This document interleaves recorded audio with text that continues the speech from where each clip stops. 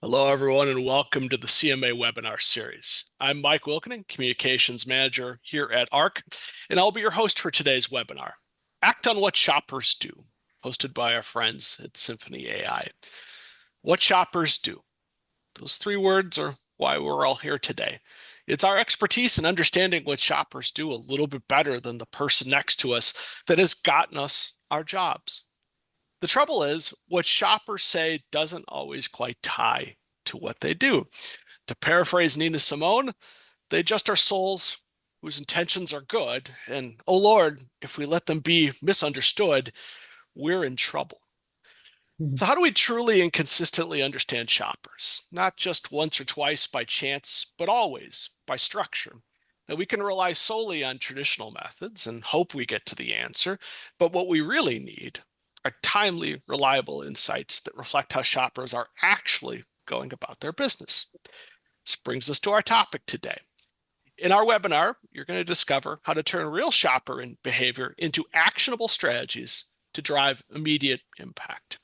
The experts in Symphony, through their Grocery Sentiment Index, will explore key shopper segments and their top behaviors observed in Q1 and performance expectations for Q2 and beyond, categories projected to positively or negatively impact retailers' future performance, practical ways to integrate behavioral insights into promotional strategies, and also how AI-powered analytics accelerate the discovery of accurate predictive insights. Now, this is an interactive session today. We'll have time for your questions at the end, so please enter those in the Q&A function below. It's my pleasure now to introduce our panel today. And Josh McCann is a grocery industry veteran whose unique background blends all facets of retail category management with the practical application of advanced technology. Now, a decade-plus veteran in Symphony, he has a proven track record of helping retailers achieve their goals by using technology more effectively in insights, analytics, assortment planning, pricing, and promotions. Now, prior to Symphony, Josh held a variety of Catman roles with Safeway. Laetitia Berthier is a seasoned analytics professional passionate about helping retailers use shopper insights and advanced analytics to create value. Now, Laetitia joined Symphony in 2016 and leads a global customer success team that helps retailers deliver exceptional customer experiences while maximizing profitable revenue growth. Prior to Symphony, Laetitia was with dunnhumby Canada. With that, let's hand it over to our experts today to get started. Josh, Laetitia, welcome. The floor is yours. Good morning. Thank you. Thank you, Mike, and thanks everyone for joining us. We're really excited to share the insights from our Grocery Sentiment Index, or GSI, and more importantly, how these insights can translate into tangible growth opportunity and actions. And first of all, let me start with a question. What if perception doesn't match reality? Right now, if you just go by the headlines, global conflicts, geopolitical instability, inflation concerns, market volatility, you hear things like shoppers are going to cut back, spending is slowing down. And since the start of the year, most signs have been pointing to a drop in shopper sentiment. But when we zoom in on what shoppers are actually doing, not just what they say, the picture is very different. And that's the power of real behavioral data. With millions of transactions coming in every day, we don't need to guess, we know. So just a reminder for today, in times of noise, actions speak louder than words, and data-driven insights are your best compass. And when I say data-driven insights, I'm not talking about a small data sample. At SymphonyAI, we analyze data from millions of households globally and billions of transactions every day, powered by AI. We launched this Grocery Sentiment Index in Q1 of this year, and we are now making it a quarterly study. And for the latest edition, we analyzed data from 64 million households, over 600 million transactions, and 6 billion units sold across grocery retailers in the US, Europe, and Asia, covering a 3-year period from 2022 through March 2025.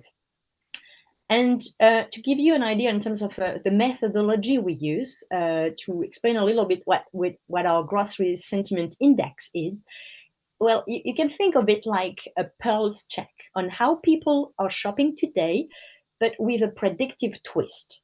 And how we build it, we put the customer at the center, just like we do in everything. We analyze real purchase behavior using loyalty code data to understand how people are truly shopping.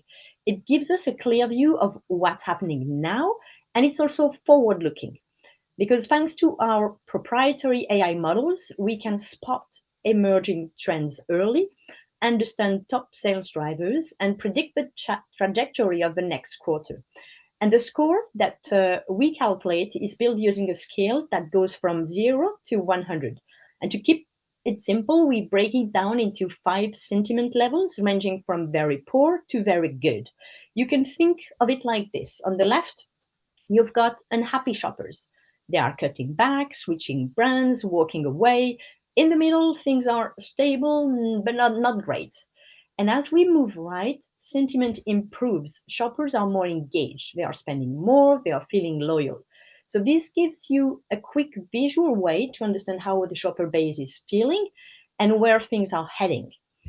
So now I'll pass it over to Josh, who will take us through our first global findings.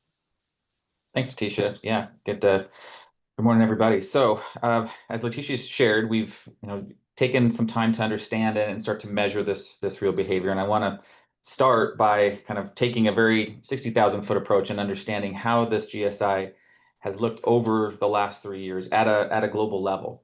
And then we'll dive into each of the regions, Europe and Asia, as well as the US specifically, and continue to dive in a bit deeper into understanding that behavior and where that is different. And spoiler alert, it is different in the US versus what we have seen in Europe and Asia. But let's again start with what we see globally. So as Laetitia mentioned, we have had, we're looking at 3 years and have built this over the course of these 3 years. And if we do a bit of a history lesson, if we remember, harken ourselves back to 2022, I think we'll all remember all of that crazy inflation that was happening, and that rampant inflation was really peaking in 2022 and then started to kind of wane a little bit, not deflation, right? It was really all about saying the rate of growth of inflation was slowing. And this translated to some fairly low sentiment scores, right? GSI was here in the poor or maybe that neutral range for the better part of a year and a half. And then as inflation waned, we saw consumers, we saw consumers rebound a bit. They showed a bit of that resiliency and coming back into a more positive both mindset as well as behavioral set, seeing a few quarters then of in that higher range, right, over in the good zone of about 3-4 quarters of that time. And then as you get into kind of the middle and later into 2024, we started this slide, which really brings us to what is today, right? The end of 2024 and Q4, and then moving into Q1, which was the focus of our initial readout and our initial insight set.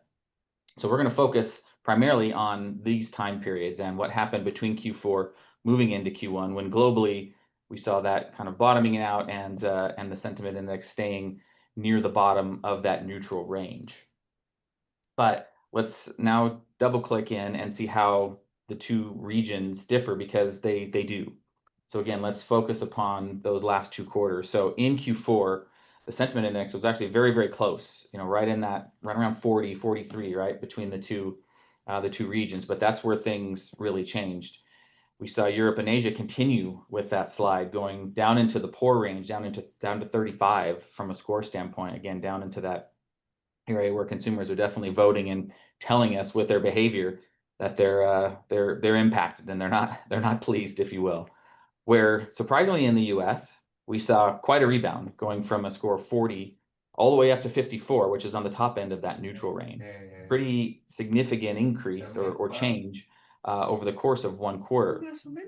And this surprised us a bit, honestly, because if you remember back in the first quarter, what was happening? We had a brand new administration. There was policy changes coming right and left, right? People were really trying to understand which way was up, and we started hearing, again, tariffs became the buzzword for many in the back part of that quarter.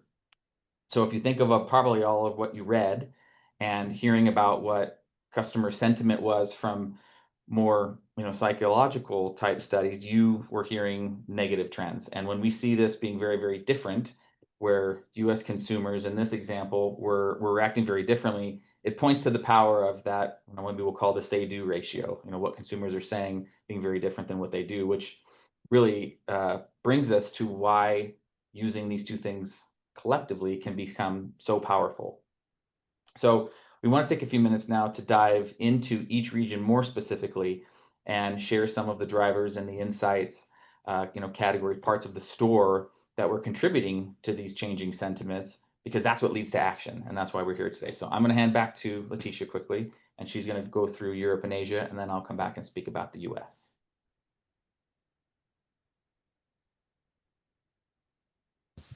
So as Josh mentioned, shopper sentiment in Europe and Asia landed in the poor range in Q1. And what was behind that? It was driven by a new increase in average item prices, especially impacting our best shoppers who started buying fewer units. But not all categories were affected the same way. Some everyday essentials actually held strong, things like milk, fruit and veg, frozen food, beverages, and even baking ingredients. Why? Because these are staples, items that shoppers still prioritize, even then when they are trying to be more careful with their spending. But on the flip side, we saw some categories driving the sentiment down: snacks, grains and nuts, bakery, confectionery, health and beauty categories saw more of a drop. And these are the kinds of purchases that people are more likely to cut back on or switch. So it's important to monitor them closely. So that's where we've been. And what did we predict for Q2? Let's take a look. Remember, it was 3 months ago.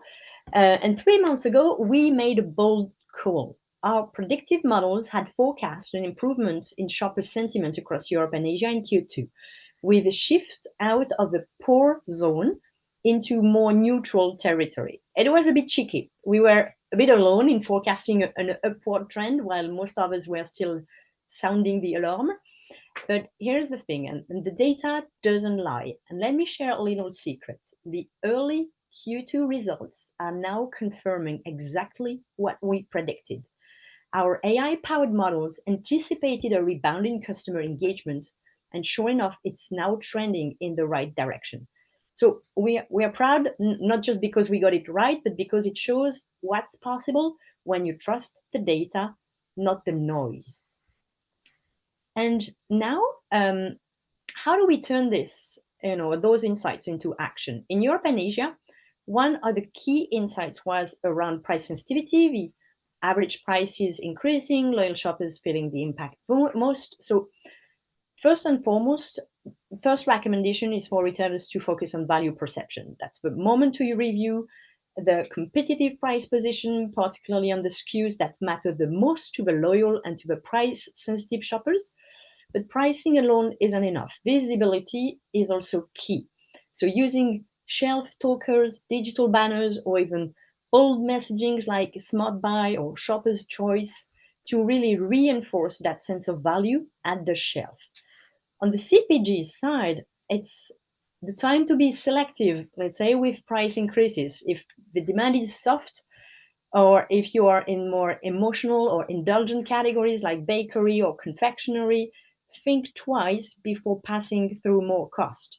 It's easy to lose trust and much harder to earn it back. We all know that. Next insight was specific category decline. What we would recommend to retailers in this case is to promote entry-level price points and value packs. Shoppers want options. So make sure your good, better, best pricing tiers are well represented, and don't overlook the power of private label, because it plays a crucial role in price-sensitive categories like grains, snacks, or even health and beauty.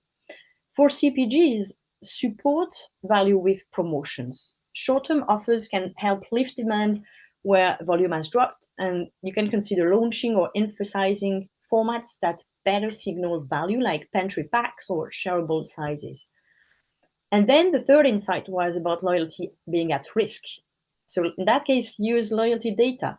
Retailers already know who's pulling back. So micro-target your offers based on shopper behavior and price sensitivity, and work with the CPG partners to fund personalized promotions that help retain the most valuable customers. And on the CPG side, co-create personalized offers with your retail partners. So the winning formula: loyalty, data, and collaboration. And if you know where volume is soft, work together to craft offers that are not just broad, but behavior-based, giving shoppers a reason to come back. Now, Josh, what about the US? All right. Well, remind ourselves again, we moved from Q4 at a 40, right? Low end of that neutral range, and have a nice rebound. All right, what contributed or really drove that change in sentiment? And there was a couple of key behaviors. The first was an improvement in traffic. So we saw an increase in baskets, that the frequency of purchase was increasing, and that was driven in large part by more loyal households.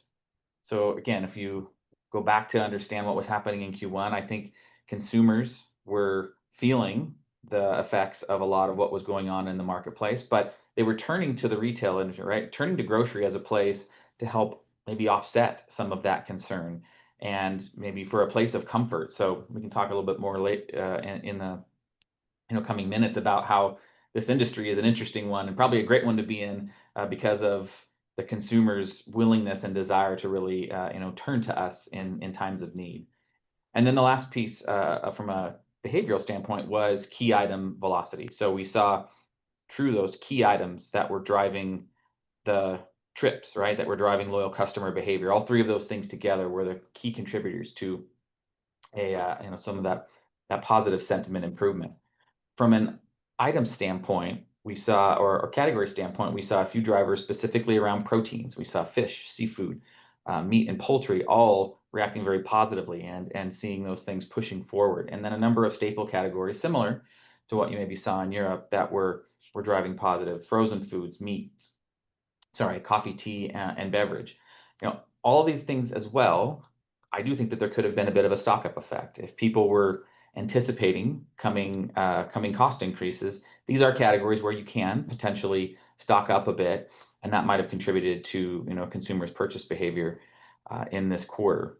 On the flip side of that coin, we had some negative results. Interestingly, all around fruits and vegetables, both fresh and frozen, were seen as draggers or laggards during this quarter. And then alcohol is a category. That one, I think, is more of a macro trend that I think many have seen or been aware of longer than just over this quarter. So I don't necessarily attribute that category to what was going on in the first quarter, more about a macro trend. So again, we've got a very, I think, fairly clear set of what was going on from a consumer standpoint. How is that translating through the categories? That was today. Now, again, what did we predict? What's coming down the line? And what we predicted at that point was kind of a hold serve, right? We were anticipating that would maintain. We would stay kind of in the top range of that neutral, that we wouldn't necessarily see that emotional sentiment that we were hearing really dramatically affect the consumer in a negative standpoint. And just like Laetitia shared, the top secret, let me let you in on the little secret here, that is largely coming true. So again, we feel good and confident in that the insights that we've seen and uncovered and provided are in fact continuing to hold true. So as you think about taking action, it gives you more confidence that taking action will bear fruit and will have benefit to you and your business. So what do these insights translate to? What could they translate to if you're, again, willing to take action? So I'll go through 4 different ideas. First was around that idea of having increased traffic through loyal customers. Super important to maintain and guard it, if you will. So the first thing from a retailer standpoint would be to really focus on monitoring your traffic trends, and specifically with your loyal households. And if you see a certain segment or a certain geography, right, a place of softness, act quickly to turn that around. Give trip driving offers to those customers to maintain that traffic, because can't sell something if the customers aren't in your store. So it's a pretty important business positive opportunity. And think about using things like meal occasions. We're coming into the July 4th holiday. Think about seasonal opportunities and ways to capture, again, that loyal customer's behavior, capture that loyal customer's trip, and make sure that you continue to be first on their list. From a supplier standpoint, I think here, identify synergies between where your core customer and some of your retail partners' core customers are similar or the same. And be ready and willing to bring those opportunities to your retail partners quickly. If they're not monitoring it as closely as they should, you can, and provide a solution for them to capture that traffic, because that traffic is important to both of you. So look to maintain or even accelerate with those activities. Next, we'll talk about key item strategy. So key items really are one of the ways to drive trips forward. So these things are correlated, right? They're a reason to go and generate a basket in a store. So how do we help to continue to influence that behavior? Again, you can monitor, but let's double down. Let's make sure that you know your key items if you're a retailer. As Mike mentioned, I was a retailer for a number of years. I knew as a category manager what are my KVIs or what are my key items, and everybody focuses on those because they really do drive your business. So ensure that you have those priced well. They're in the circular, that you're putting them in front of the customer. And from a broader standpoint, find places maybe where there's softness, where you're not getting the kind of traffic increases for things like maybe fresh produce that we saw were negatively impacting the sentiment, and try to close that gap. From a CPG standpoint, kind of a similar message of potential collaboration. What are your key items that are also key items at your partners? And be willing to co-invest. If you have an opportunity and a willingness from your retail partners to invest in your items through either price or additional promotion, take advantage of that. And then you can double down by doing things like retail media, additional marketing, really optimize your investment at the shelf with other ways to get the consumer to react. Third, let's talk about that fruits and vegetable underperformance. So again, a bit surprisingly, that such an important part of the store was pulling back or holding back consumer sentiment in the US. So knowing what consumers were feeling, that they were worried, that they were concerned, there's likely a value perception issue potentially with these categories. So as a retailer, you need to audit your prices, make sure that you have proper specs for freshness. Do you have the right availability for those items? And addressing those things while also, drafting off things like the protein categories where you saw really strong momentum. Find bundle opportunities, meal bundles, cross promotion, even cross display, all of those kind of traditional things, but knowing which parts of the store to pair together for maximum effect.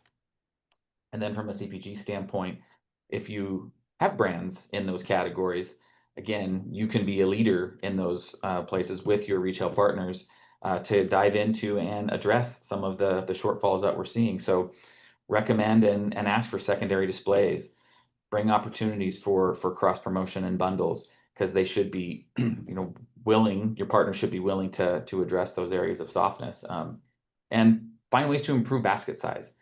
When traffic is already well, then find ways to be that one more item in the basket. Again, as a former retailer and working with retailers for most of my the last 10 years, that is a fairly common approach and a common thing that everybody wants to do, right? One more item in the basket leads to bigger baskets, leads to more revenue. And last but not least, let's focus on those protein categories. How do we use them as kind of magnets or drivers for growth? And that can happen in a couple of ways. One is use them to attract your less loyal customers. So we would call them tertiary or maybe opportunity, occasional customers.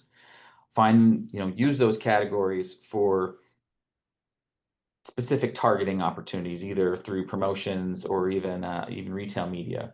Find out cross merchandise opportunities.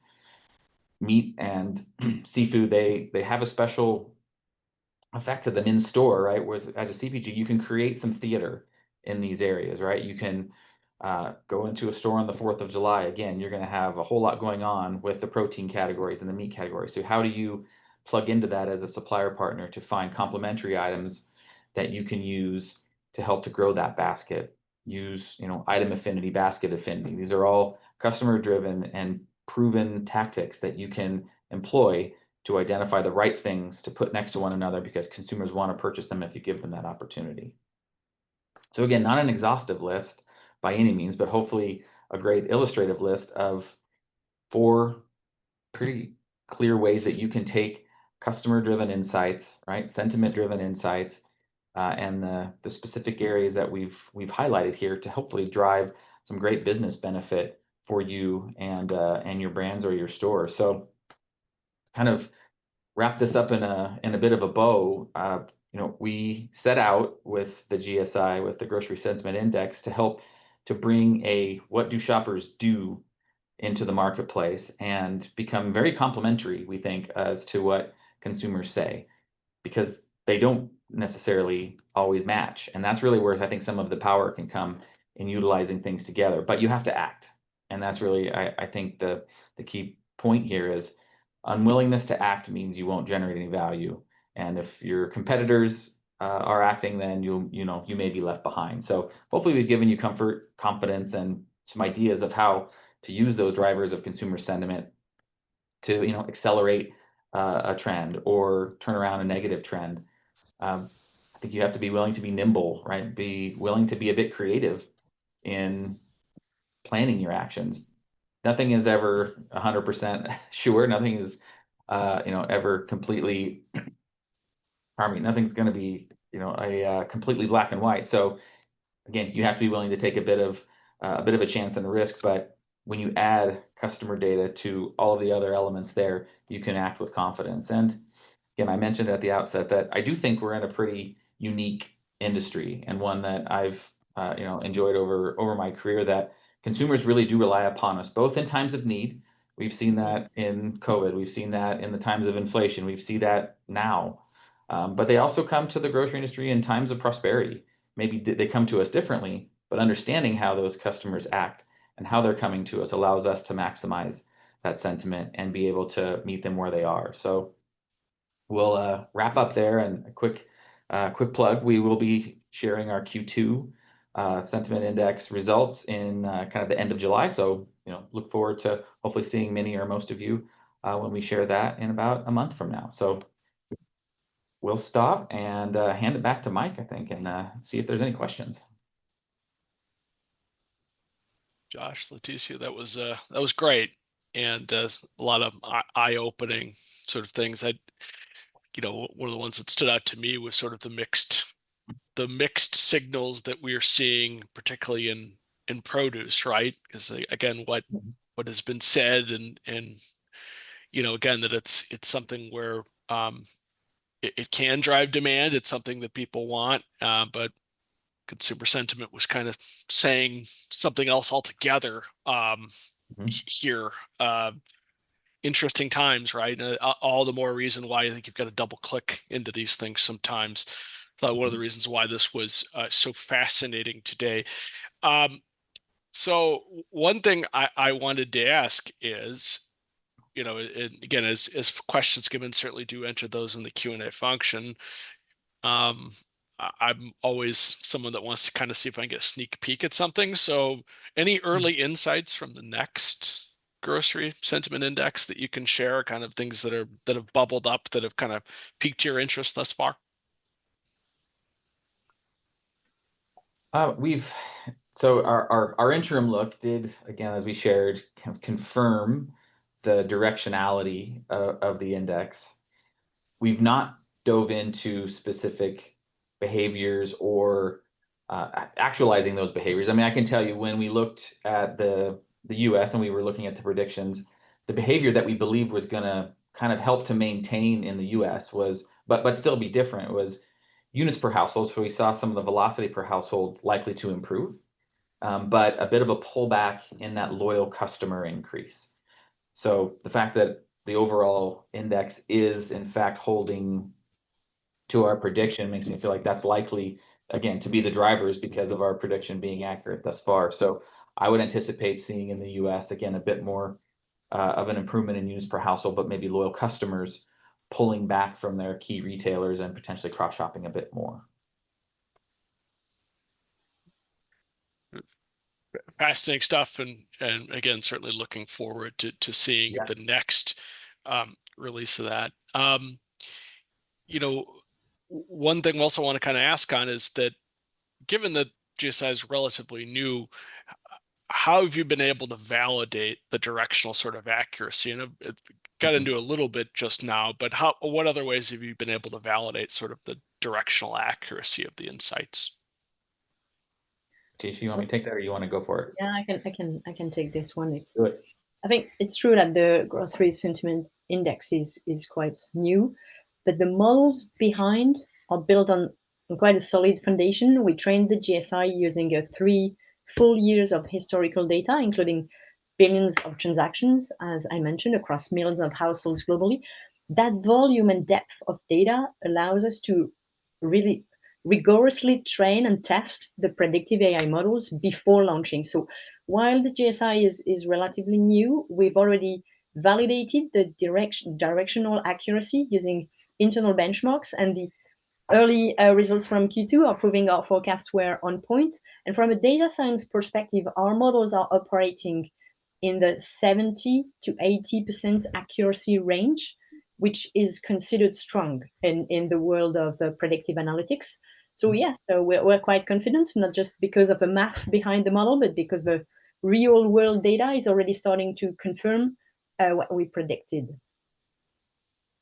Yeah, I guess I'd add that. I mean, that 70 to 80%, it may not sound overwhelming initially, but when you're predicting something like broad customer sentiment, that's actually quite good compared to something if we're trying to predict demand for a specific SKU, that might not be a level of accuracy we would accept. But this is not a forecast, right? It's a prediction of overall consumer sentiment. So we were actually super pleased with that level of accuracy, and the fact that we're able to validate that over the 3 years. So we again we were pretty pleased to be able to come to this kind of a solution, and look forward to continuing to share it over time.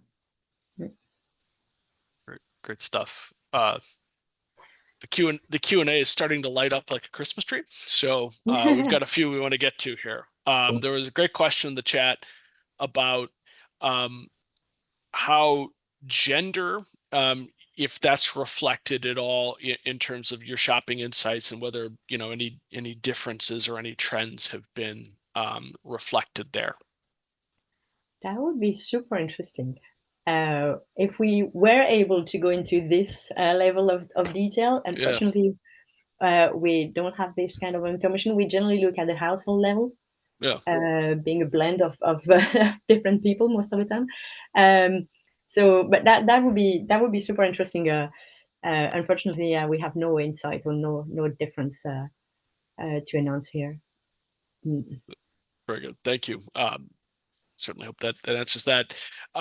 Another question came in the chat. Are there any events that we should be aware of that would really change these outcomes or cause them to be different from the predictions? And I think what that's getting into is, if you've had to, again, sort of put on your predictive hat, what uncertainty sort of is, would you sort of, I don't, macroeconomic or otherwise, might you be kind of looking at to say, what could potentially turn this on its ear? I guess which would turn a lot of other things on its ear, I suppose. Yeah, I mean, I think it's going to be the kinds of things that you would assume would really drastically affect a customer's position or behavior. Things,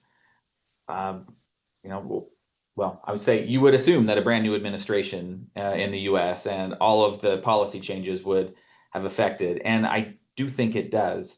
But the fact that it's still, provided, it provided the ability to measure how customers reacted to that differently than you assumed was, adds a ton of value. So I think, I mean, global conflict, all those kind of things could and would affect how a customer's mentality changes.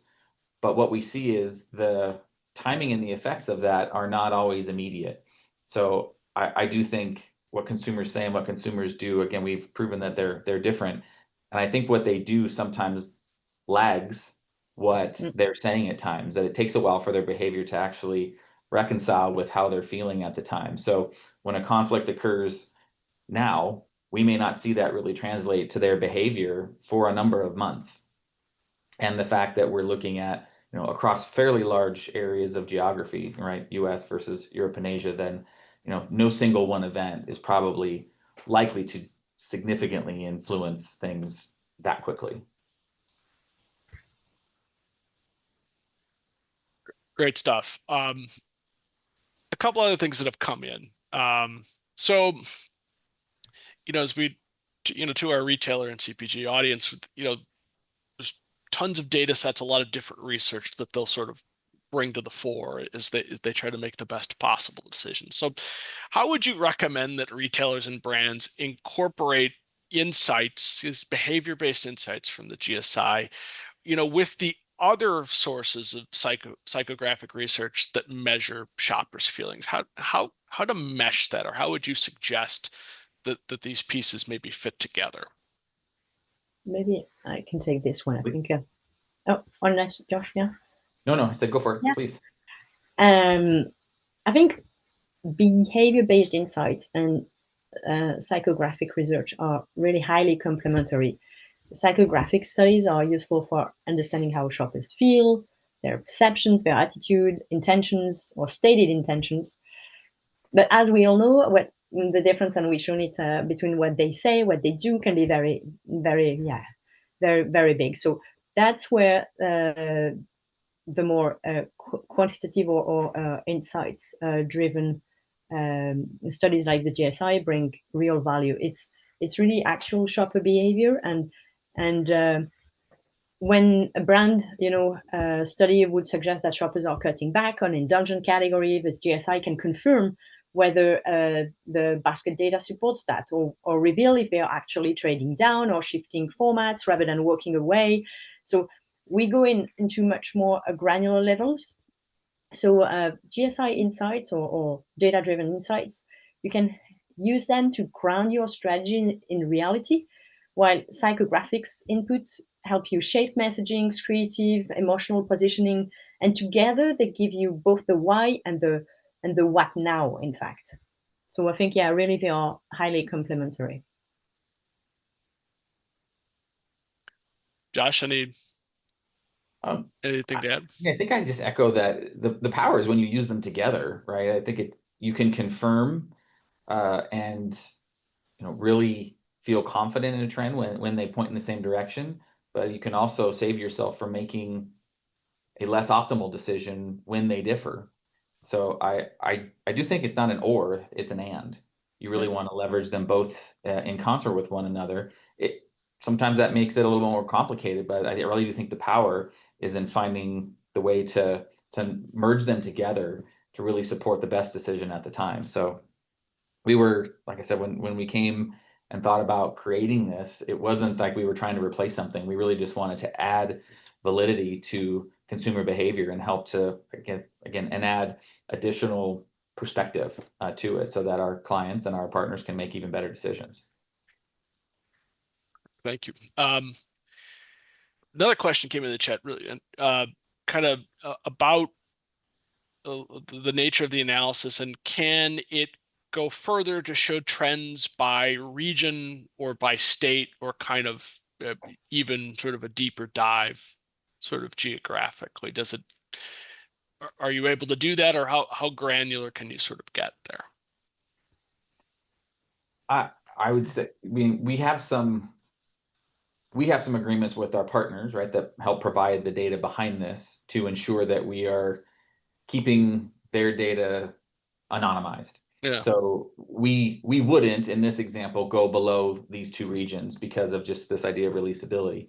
Could you logically do that? I think the answer is yes, as long as you don't degrade that sample size. And that's one of the powers here, right? Is when we're predicting something that's so massive, you really do need a big data set in order to do it accurately. So I would start to get concerned if we got down to maybe a state level to where I'd feel less confident and comfortable in the insights that we provided. But so for us at this point, you'll see those two regions is where we'll stick. But maybe in the future we can get to an east versus west if it differs. I mean, we would have to prove out if there's actually behavioral differences to justify doing the work or even bothering. But it's a fair question, but just in all candor, we won't be doing that anytime soon, from my understanding. Gotcha. And thank you for the There's obviously there's privacy and other concerns that sort of come in here. So thanks for the inside baseball there. Let's let's end with this topic, and it's about what we talked about at the end. It's the need to be nimble and creative in your approach to turn a trend into value. Company, right? Be nimble, and it gets said, and we know that the bigger the company, the bigger the brand. Sometimes it can be hard. It's not as easy to do sometimes, right? There's things that come up.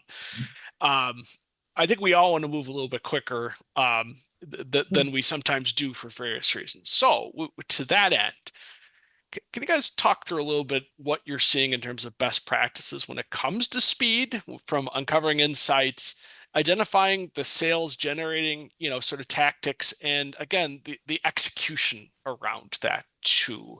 Give our audience a couple ideas about how they can maybe start to take this, into immediate action. You want to start? I can start. So speed clearly is one of the biggest competitive differentiator today, and we are seeing best-in-class retailers and CPGs move faster when they are leveraging AI, and especially three types of AI now. We have predictive, generative, and agentic AI. Predictive AI because it helps them anticipate demand shifts or shopper behavior, predict what's coming, or the impact of different decisions. Generative AI because it makes it really much easier to explore different opportunities. You transform your raw data into instantly understandable insights, recommendations, and recommendations of actions, and all of that in natural language. Now agentic AI, it's where things really accelerate. We turn decision into execution by automating workflows, whether it's building promotional plans, optimizing assortment, adjusting pricing strategies. So at SymphonyAI, our customers are really uncovering opportunities in seconds, not weeks. And the combination of those different types of AI is really where the marketing is going, and where we can move from insights to revenue generating action faster than ever before. Yeah, I think the one thing I would add is speed can actually show itself as breadth as well.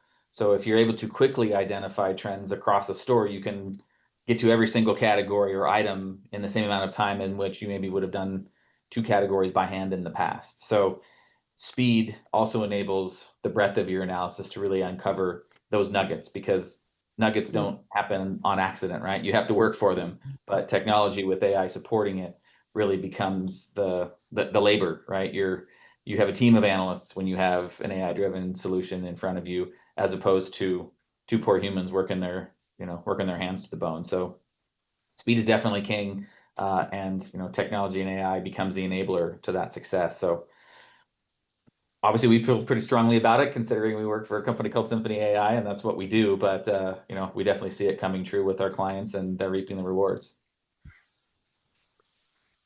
Josh and Laetitia, great way to end. And again, the speed and the breadth of what speed can do for you. Boy, I certainly think we're that's going to be table stakes before long, if it isn't there already. And I think it's a great way to sort of bring out what the imperative is for all of us here. And so again, really good and timely presentation. Looking forward to the next sort of iteration of this later this summer from our friends at SymphonyAI. So again, Laetitia, Berthier, Josh McCann, thanks so much for your time today. Our thanks to all of you. We saw a good number of you on our Retail Unfiltered yesterday, caring for the corporate caregiver. That series rolls on. We've got another one on July 8th that's going to dive into commodity prices and some of the things that are sort of, putting that marketplace in a bit of upheaval, and how to sort of get out ahead of that. So you're going to want to join us for that as well. Again, from all of us to all of you, have a great remainder of your day and week ahead. Summer is here.